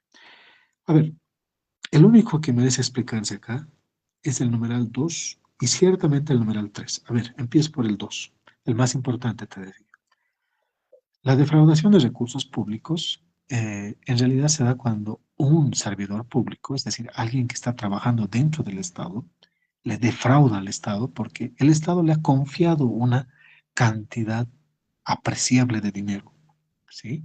Es decir, es un gran dinero que está agarrando un servidor público y lo despilfarra, bueno, deposita sus cuentas personales, no cumple con el objeto de ese dinero, etcétera. Eso es defraudación de recursos públicos. Pero para que ya vayas abriendo los ojos, mira, yo odio la política, ¿sí? Particularmente estoy muy decepcionado de la política y demás, y mucho menos te voy a tratar de influenciar políticamente, porque ya no tiene sentido, ¿no? Hoy en día ya no hay sentido alguno. Pero vete acostumbrando, no acostumbrando, digo mal, pero ya tienes que hacerte la idea que los docentes en la facultad abiertamente los te hablan de política, ¿sí? Tratan de inducirte, tratan de ganar partidarios, es tremendo, vas a tener y hazte respetar, ¿sí? Hazte respetar con aquel. Entonces, ¿a dónde va mi comentario? ¿Sabes? Ve ya siendo un poco crítica con la Constitución. ¿Por qué? Porque en el numeral 2 dice defraudación de recursos públicos, pero es la Constitución nomás, pues esto es la Constitución. Si tú agarras el Código Penal, por ejemplo, te vas a enterar que la defraudación de recursos públicos solamente se da a partir de los 7 millones de bolivianos.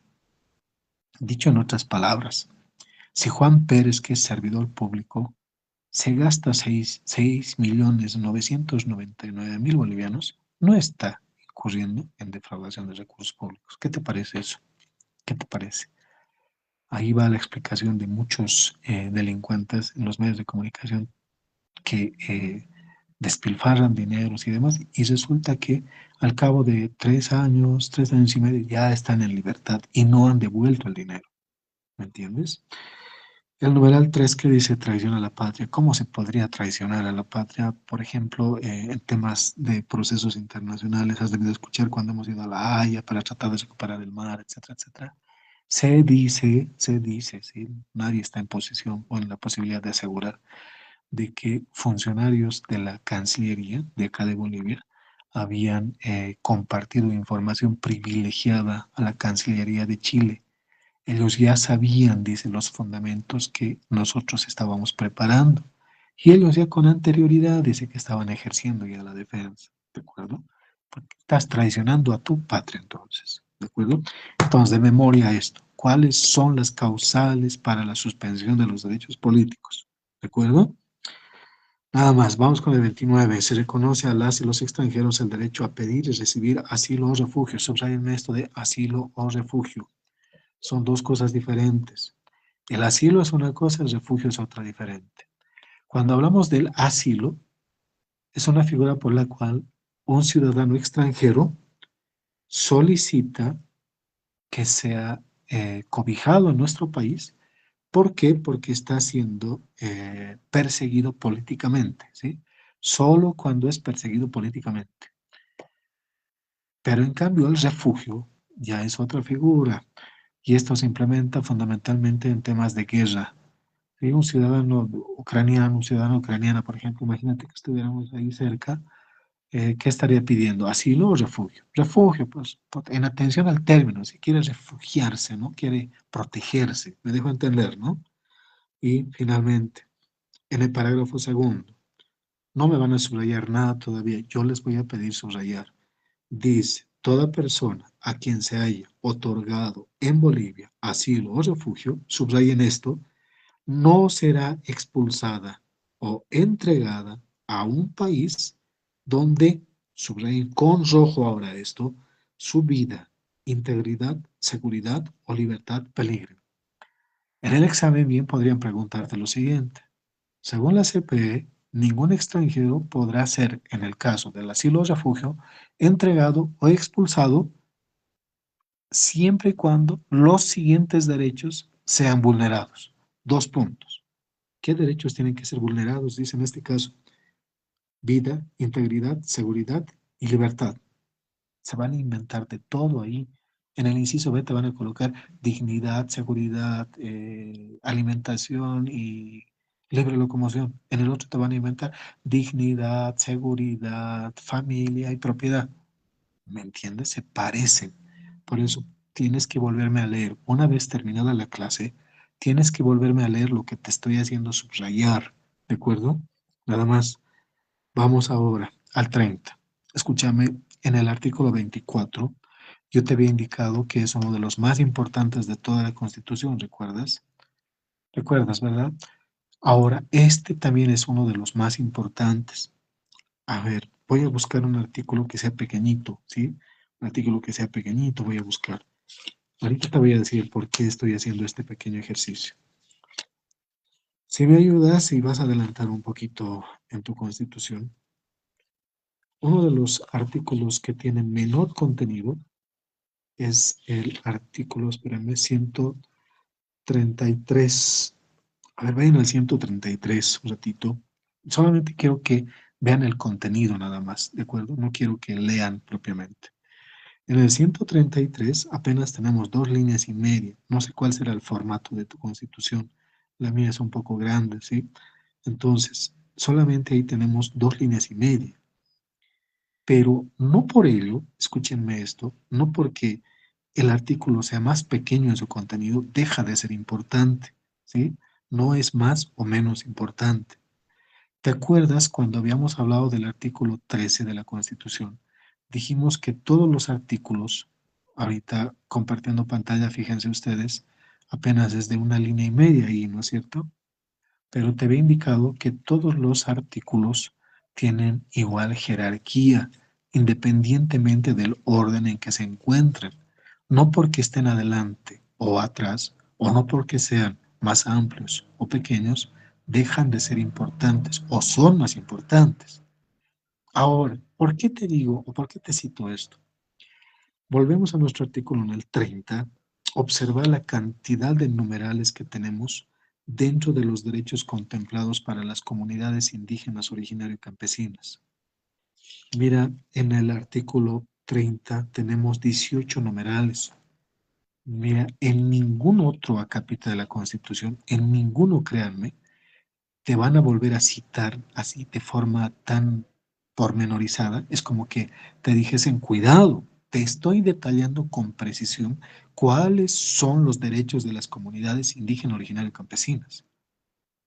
¿Sí? Entonces, para resumir esta parte, me vas a anotar solamente los siguientes numerales. Solamente los números me van a anotar, ¿de acuerdo? O subrayar, perdón. Después voy a explicar. Numeral 4, numeral 9, numeral 11, 13, 16. Empiezo a, perdón, el numeral 6, no sé si les dije, 6 también, ¿sí? El numeral 6. Empiezo a explicar. A ver, en cuanto al numeral 1, existir libremente, no te hice subrayar, ¿sí? No va a entrar eso, sencillo. Resulta que en la anterior constitución política, a las comunidades indígenas simplemente se les llamaba el campesinado, ¿sí? Así, hasta de una forma hasta peyorativa. Pero tú tienes que saber de que estas naciones y pueblos indígenas originarios campesinos pueden existir, ¿sí? Pueden existir y nadie les puede prohibir el tema de su existencia. Te recuerdo que incluso tienen libertad de cosmovisión, pensamiento, prácticas culturales, culto, religión. ¿Te acuerdas, verdad? Estoy seguro. Ya, vamos al numeral 2. Su identidad, no te hice subrayar, no me vas a subrayar. Su identidad cultural, creencias religiosas, espiritualidades, prácticas y costumbres y a su propia cosmovisión. ¿Te acuerdas que ya 2 veces hemos hablado de esto? Esta es la tercera vez. Ya te dije que 7 veces es, o 7 veces la Constitución nos repite lo mismo y lo mismo acerca de la religión. Por eso no. Numeral 3, a que la identidad cultural de cada uno de sus miembros, si así lo desea, se inscriba junto a su ciudadanía boliviana. Cuando ustedes fueron a sacar su cédula de identidad, en algunos funcionarios del CEGIP acostumbran preguntar, ¿usted viene de alguna comunidad? Si la respuesta es sí, se tiene todo el derecho de que se anote. Ustedes de Aymara, Quechua, etcétera, Tupi Guarani, lo que gustes. ¿De acuerdo? Revisen el artículo 5 de la Constitución. Ahí tienes todas las 36, ¿no es cierto? Las 36 naciones originales. Ya, nada más. A eso se refiere. Ahora les decía, el numeral 4 me van a subrayar, ¿sí? Posible pregunta es esta. De todos los numerales que tienes acá, de los 18, el numeral 4 es el más importante. Dice a la libre determinación y territorialidad. ¿Qué significa libre determinación? Por obvias razones que ellos pueden tomar sus propias decisiones. Ellos eligen a sus autoridades de acuerdo a normas y procedimientos propios. Pero cuando dice territorialidad, solamente esas determinaciones se pueden aplicar dentro de sus territorios. ¿De acuerdo? Dicho en otras palabras, la comunidad A puede elegir a sus autoridades de una manera, la comunidad B puede elegir a sus autoridades de otra manera. Me dejo entender, ¿no?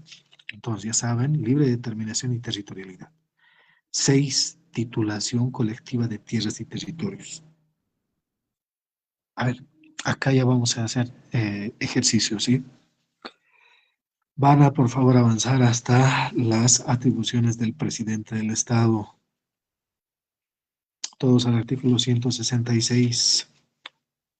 Perdón, 172. 172. Espera un segundito, estoy buscando, ¿sí? Espérenme.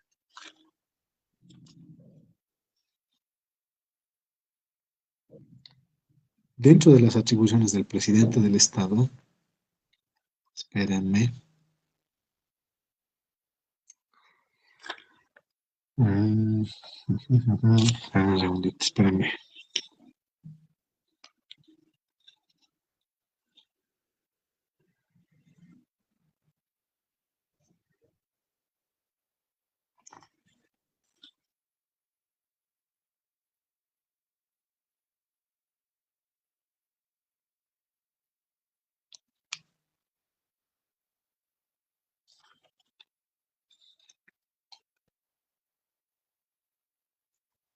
Al 27, por favor, numeral 27, sí van a buscar. Leo, dice, ejercer la autoridad máxima del Servicio Boliviano de Reforma Agraria y otorgar títulos ejecutoriales. Quédate en ese numeral, yo voy a retroceder y te lo voy a leer nuevamente, el artículo donde estamos nosotros, en el artículo 30, en el numeral 6, titulación colectiva de tierras y territorios. Te explicaré un poquito, ¿sí? Las comunidades indígenas pueden titularse. ¿Qué quiere decir eso? Si hay una comunidad indígena originaria campesina, pero ocurre que ese territorio no les pertenece todavía, ¿me entiendes? O sea, se han formado con 10 familias y con el paso de los años ya fueron de pronto 50, 100 y ahora son 150 familias, pero el territorio no les pertenece. O de pronto sí les pertenece, pero quieren ampliar su territorio porque es demasiado pequeño. ¿Quién tiene esa facultad de poder otorgarles esos títulos ejecutoriales? El presidente del Estado. Por eso les decía en el 172, numeral 27, dice que el presidente puede ejercer la autoridad máxima del servicio de reforma agraria. Y puede, ¿qué cosa dice? Otorgar títulos ejecutoriales. Dicho en otras palabras, puede regalar tierras, ¿me entiendes? Pero esto se ha vuelto bien político. No voy a entrar en medios comentarios, ¿sí? Para que nadie se moleste y demás cuestiones. Pero se ha vuelto bien político. Y producto de esto, muchas personas se han hecho millonarias. ¿De acuerdo? Lo dejamos ahí, pero sin embargo. Ya saben ustedes, entonces, estas comunidades pueden titularse y es el presidente quien tiene esta facultad porque ejerce la autoridad máxima del servicio de reforma agraria. No te olvides de eso. Bien, ya estamos a más de las 22 horas. Vamos a quedar ahí. Estoy quedando, por favor, me van a hacer recuerdo la siguiente clase en el numeral 6, ¿sí? Y nos faltaría el resto. La siguiente clase les voy a pedir antes de cerrar la misma, o esta clase, vamos a tratar de ahora sí ser un poco más rápidos, ¿sí? Con el avance. Ya hemos terminado prácticamente los derechos fundamentales y ya les he citado los dos artículos, bueno, considerados dos de los más importantes, ¿sí? En realidad son 8 los artículos más importantes, pero dos ya hemos llevado. Ya hemos hablado de los derechos fundamentales, así que a partir de la siguiente clase ya vamos a apresurarnos, porque ya tenemos base, ¿sí? Ya tenemos un poquito de base. Así que la siguiente clase, estimados jóvenes y señoritas, vamos a avanzar hasta el artículo 76. Por favor, me van a leer hasta el artículo 76 de a poquito, ¿sí? Porque empezar de nuevo es complicado para mí. Y última recomendación, terminada esta clase, lean lo que se les ha pedido subrayar. Si no me acompañan con la lectura, porque consideren que estamos llevando la clase de semana en semana, si dentro de 7 días todo lo que estoy hablando acá, enfatizando, subrayando y demás, te vas a olvidar y luego me vas a querer repasar unas horas antes del examen, no te va a servir porque te estoy explicando, no te estoy simplemente haciendo anotar. Vas a cometer un terrible error si solamente te vas a dedicar a estudiar unas horas antes lo que estás subrayando. Tienes que escuchar la explicación sobre todo. ¿De acuerdo? Ya, quedamos en eso entonces. Tengan buena noche. Hasta la siguiente clase.